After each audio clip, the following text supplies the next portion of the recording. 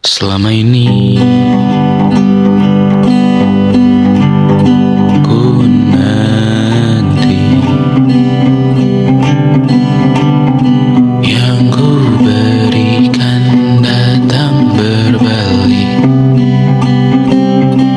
tak kunjung pulang. Apapun yang terbilang di daftar pamrihku seorang,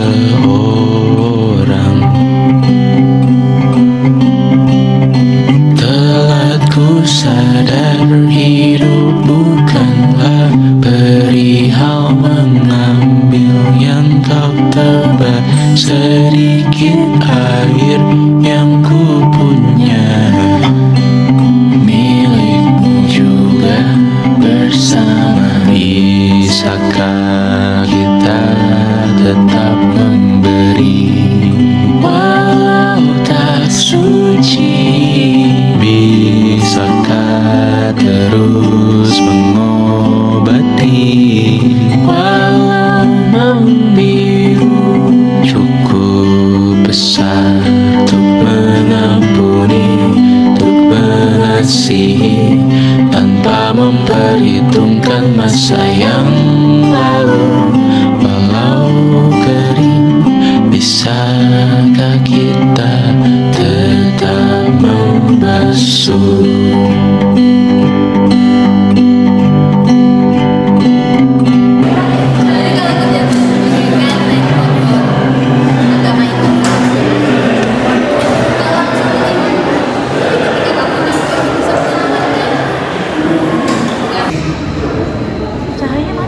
Apa ibu bilang? Penjualan turun. Sialan.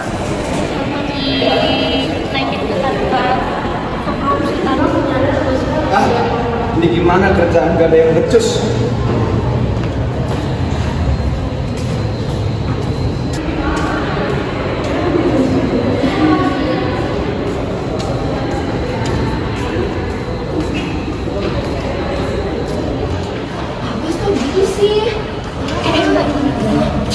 Iya ini, yang lain di mana? Lagi izin sholat berjamaah, Pak. Pantesan kerjaan nggak ada yang beres.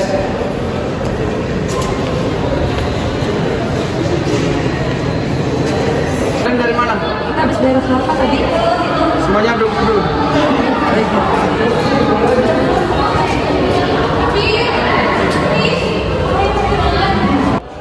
Mulai hari ini, sholat berjamaah di kantor ditiadakan. Semua yang kerja di sini harus memaksimalkan target, harus mengejar target. Pokoknya harus kerja. Semuanya paham kan? Baik, Pak. Baik, terima kasih.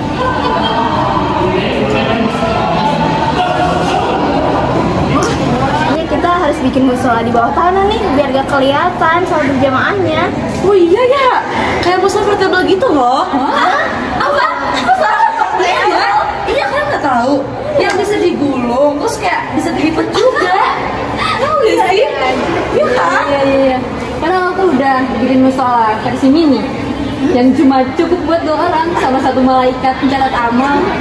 Bisa kan malaikat begitu? Tapi ada benernya juga sih, kata Pak Raka bilang kalau sholat berjamaah itu membuat pekerjaan kita terhambat. Loh, kok gitu Amara?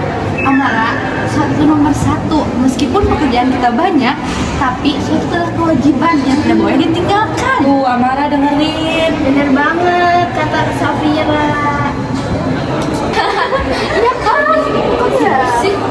Kalian pada ngapain nih kok? Pada betul banget, pada ngomongin aku. Jadi gini loh Bu, tadi aku sama Zalfa kan habis sholat subuh berjamaah. Terus nih ya, Paraka tiba-tiba ngalamin kita. Masa kata Paraka kita harus fokus kerja tanpa menunaikan sholat? Sedangkan sholat itu nomor 1 dalam Islam. Ya udah kalau gitu kalian lanjut kerja aja, nanti saya obrolin ke Paraka ya. Ya Ibu, baik. Terima kasih. Terima kasih.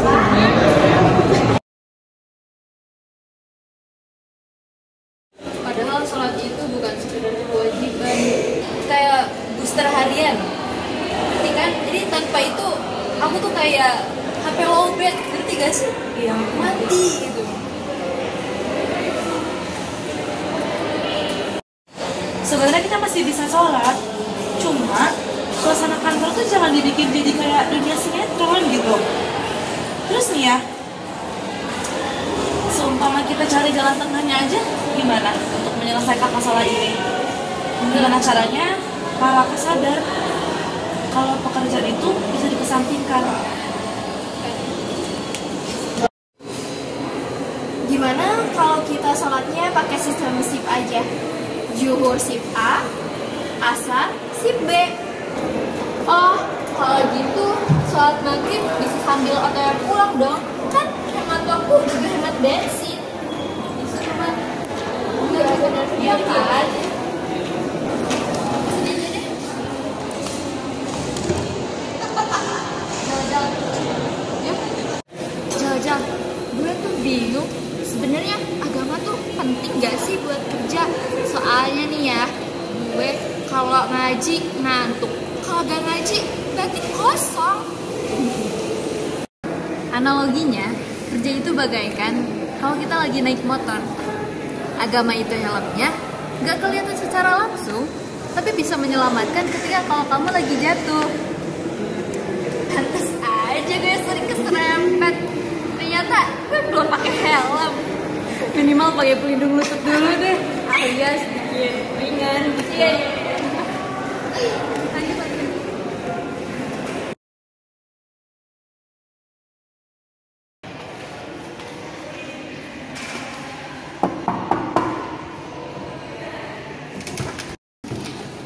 Selamat siang, Bu Raisa. Selamat siang, silakan masuk. Baik, Bu, terima kasih.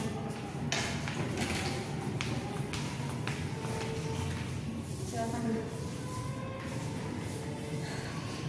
Saya itu mau datang ke sini ya, mau ngomongin masalah yang tadi Pak Raka. Masa kok Pak Raka bisa begitu sih sama kita? Itu sebenarnya keputusan yang dia ambil itu bener-bener salah banget dan fatal. Berarti secara tidak langsung dia itu kayak nggak memperbolehkan kita untuk beribadah. Sebenarnya nih ya, kita semua karyawan yang ada di sini cuma butuh ruang dan waktu aja untuk tempat beribadah kami. Masa timbang sholat berjamaah haji itu nggak boleh? Gimana tuh Bu Raisa? Kan Bu Raisa lebih dekat sama Pak Kakak. Aku ngerti, Li. Ya, tenang aja ya. Kalau Raka masih keras kepala, ya tinggal disiram air zam-zam aja. Air zam-zam. Emang bisa ya Bu disiram air zam-zam? Bisa, biar tobat. Saya emang itu kebiasaan keras kepala. Coba nanti ya Bu, saya tanyain yang punya air zam-zam itu siapa di sini.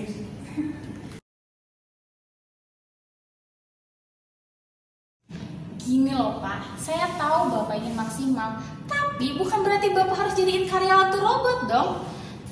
Biarin mereka punya waktu sendiri buat riset batinnya. Gimana sih Pak? Hah, terserah saya lah. Saya yang punya perusahaan ini. Saya yang punya perusahaan ini. Kamu siapa? Hanya seorang HRD biasa. Saya yang bisa mengurus semuanya di sini. Kamu tidak punya hak di sini. Keluar sana. Sudah kalau begitu, saya keluar saja.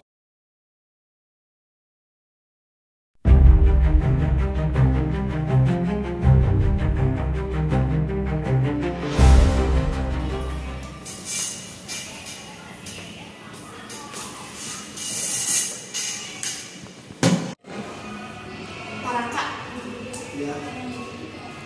saya juga dulu ambisinya seperti Bapak. Kerja maksimal, sampai akhirnya saya stres. Kolesterol naik, dan bahan saya anjlok, Pak. Apa solusi yang bisa Ibu berikan kepada saya? Sholat sih Pak Raka nomor 1. Karena dengan suatu hati kita tenang. Dan jangan lupa zikir. Satu lagi, mau bos. Karena hidup itu harus seimbang, jangan serius. Seperti Bapak ini, menjadi stres. Oh, seperti itu ya Bu. Terima kasih atas sarannya. Ya.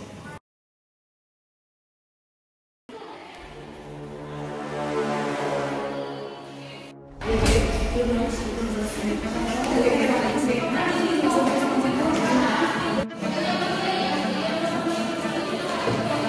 mau kemana? Kerjaan udah diberesin belum? Kenapa nggak diberesin? Kan saya sudah bilang, kerjaan itu harus diberesin dulu, jangan sholat. Kalau Bapak masih kayak gini, saya mau mengundurkan diri. Saya juga. Hah? Mengundurkan diri? Saya nggak akan lagi bekerja di tempat Bapak. Memang kalian punya uang dari mana kalau nggak dari perusahaan ini? Masuk!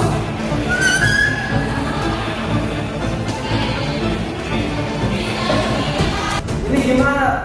Saya tadi masih lihat ada beberapa karyawan yang masih sholat berjamaah. Kan saya sudah bilang di kantor ini nggak ada yang boleh sholat berjamaah karena itu bisa menghambat pekerjaan kita. Bapak ini sebenarnya agamanya apa sih? Kok melarang kita buat sholat berjamaah? Betul, Pak. Oh iya ya, agama aku kan Islam. Kenapa aku baru sadar? Apa arti sebenarnya Islam? Para Kak, untuk apa saya kemarin memberikan Bapak solusi tapi memang seperti ini? Bapak adalah seorang pemimpin. Seharusnya sebagai seorang pemimpin, Bapak tidak hanya bisa memimpin perusahaan, tetapi juga memberikan contoh yang baik dalam beragama, Bapak. Betul, Pak. Itu apa yang dikatakan para karyawan. Cukup! Kalau Bapak masih kayak gini, saya dan karyawan-karyawan lain akan mengundurkan diri dari kantor ini. Silakan saja. Ya loh, kalian mau kemana? Oke kalau gitu. Kalau ada perlu apa-apa, jangan balik lagi ke perusahaan ini.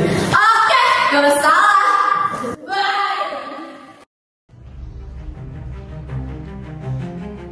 Gimana sih? Jangan ada yang beres.